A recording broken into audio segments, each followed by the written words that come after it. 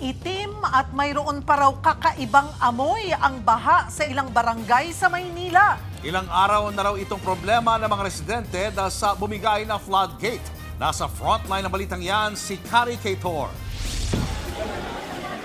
10 oras ng gabi, pinaglilipat ng mga residente ang kani-kanilang motorsiklo sa barangay 671 sa Maynila. Baka kasi masira lang ang mga ito sa gutter deep na baha. 2 gabi na raw ganyan ang sitwasyon doon. Nayupi at natanggal kasi sa pagkakakabit ang floodgate na humaharang dapat sa tubig mula sa Pasig River. Kaya imbis na pigilin, umapaw ang tubig sa mga estero. Hanggang kaninang umaga, naglilinis pa rin tuloy si Yvette. Nabigla kami kasi paggising ko, meron ng tubig.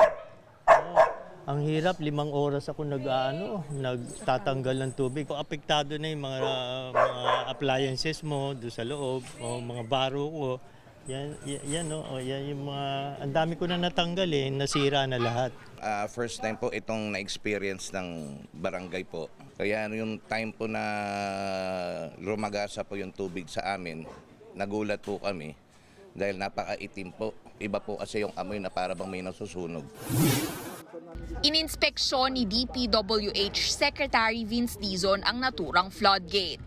Mga alas 10 ng gabi nung Sunday, November 9, ang sabi ng mga tao dito, meron silang narinig na kumarabog. Tapos yun nga, natanggal na yung nakita nyo naman, yung napakalaking floodgate.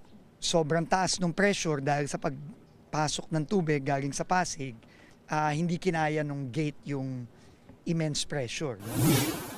Dahil dyan, apektado rin daw ang operasyon ng pumping stations. Hindi po sira ang pumping station. Yung operation kasi sinasaray ang floodgate para hindi pumasok yung tubig na galing sa Pasig River. Sayang din ang operation, bubomba ka i-release mo sa Pasig River, babalik din naman ulit. Isa raw sa mga tinitingnang dahilan ng pagkalas at pagyupi ng floodgate sa likuran ko ang posibleng pagbangga ng barge o barko. Malapit daw kasi ito sa isang terminal.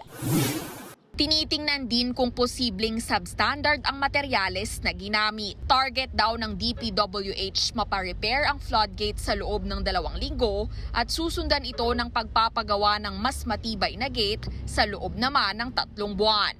Pansamantala, posibleng maglagay raw muna ng mobile pumps sa mga apektadong lugar. Nagbabalita mula sa Frontline, Kari Kator, News 5. Mga kapatid, Julius Babaw po.